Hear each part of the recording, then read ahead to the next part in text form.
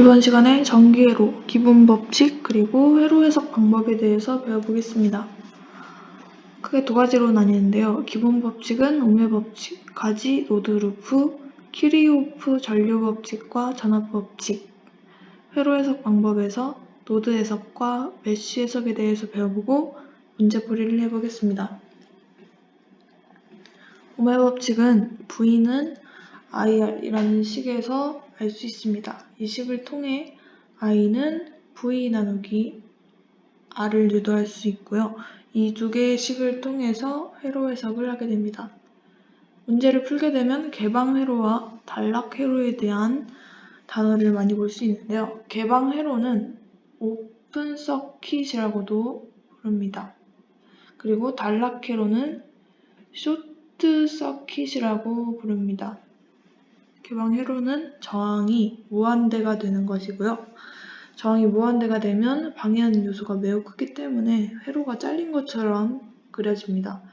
그래서 전류는 0이 되고요. 전이차가 발생하여 전압이 생깁니다.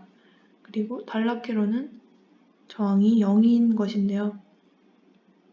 저항이 0이기 때문에 방해하는 요소가 매우 적어서 전류가 흐르게 되고요. 전이차가 발생하지 않기 때문에 전압이 0이 됩니다.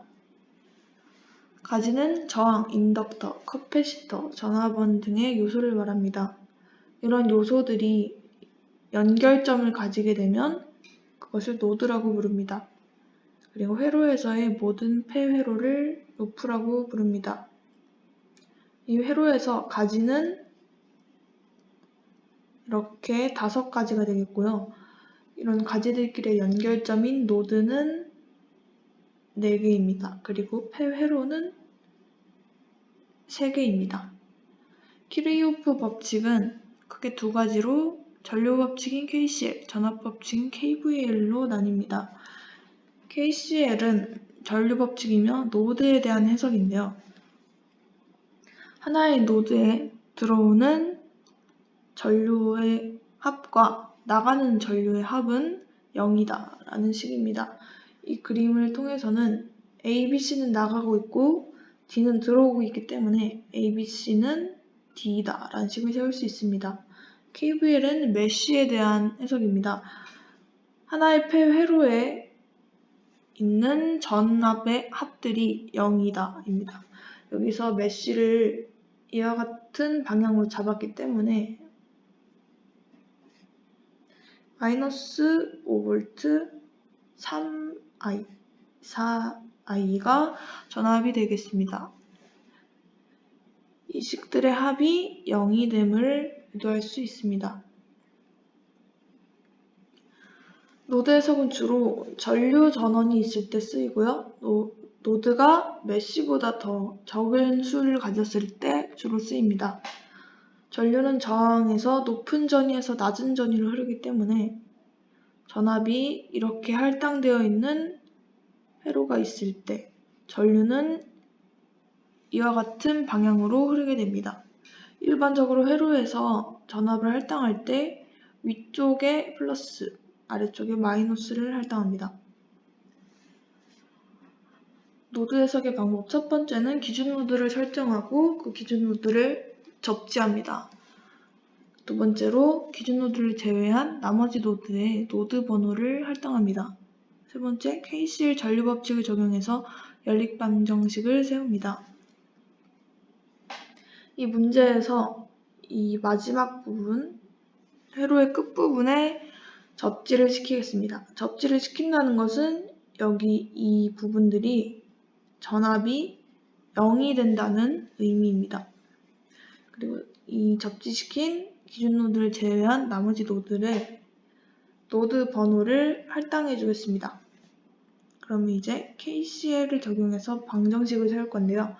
여기 노드에 흐르는 전압을 V1, V2로 설정하겠습니다. 그러면 노드 1에서 흐르는 전류가 이렇게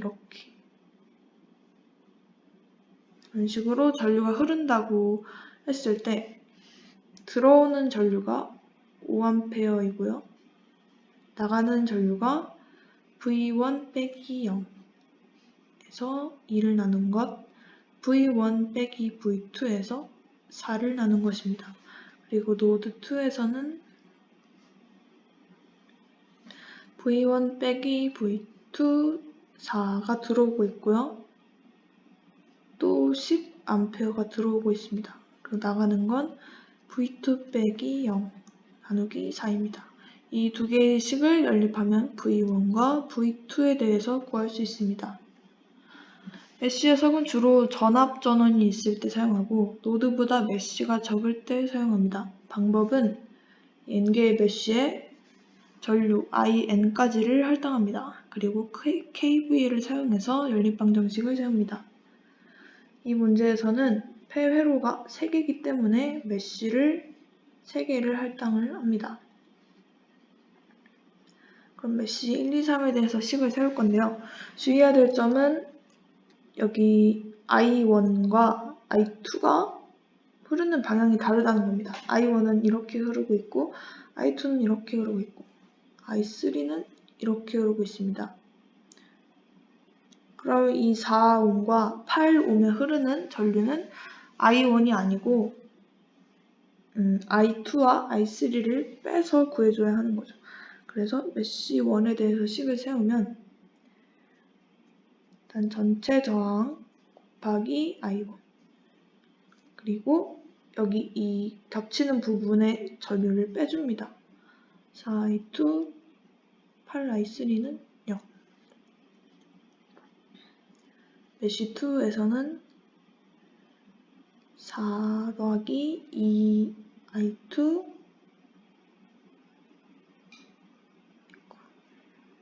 4I1을 빼주고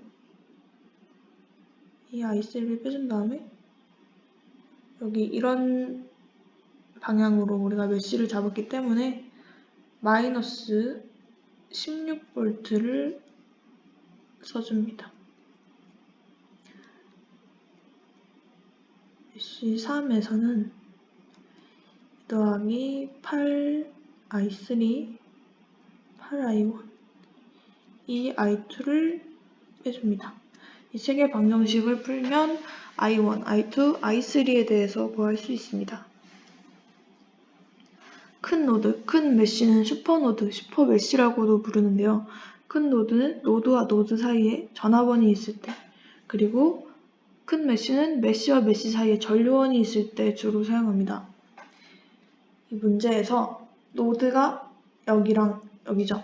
근데 노드와 노드 사이에 전압원이 존재합니다. 그럼 이렇게 될 때 이 두 개의 노드를 묶어서 큰 노드로 취급을 해줍니다.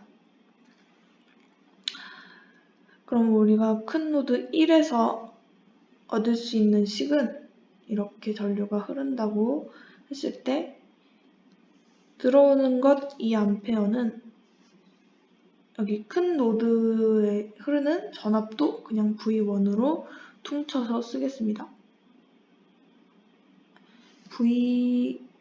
V3으로 쓰겠습니다. V3 나누기 2 V3 나누기 4 7A가 되겠습니다. 근데 여기를 두 개로 묶었을 때 여기 2V라고 써져 있기 때문에 V3는 결국 여기 큰 노드를 나타내는 겁니다. 그러면 식을 하나 더 세워야 하는데 그 식을 어떻게 세우냐면 이쪽 부분을 고려해서 쓰는 겁니다. 그러면 여기를 큰 노드로 나누기 전에는 V1과 V2죠. 그럼 V2와 V1이 2V가 된다. 그럼 이 식을 세워서 문제를 풀면 됩니다. 그럼 큰 메쉬에서는 메쉬와 메쉬 사이에 전류원이 존재하는데요. 일단은 이 전류원이 없다고 생각을 하고 회로를 한 번 더 그려줍니다.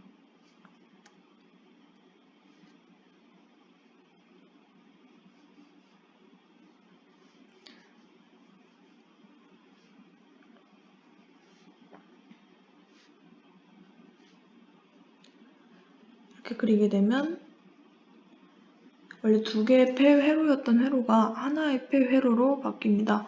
그럼 하나의 폐회로에 대한 식을 세우면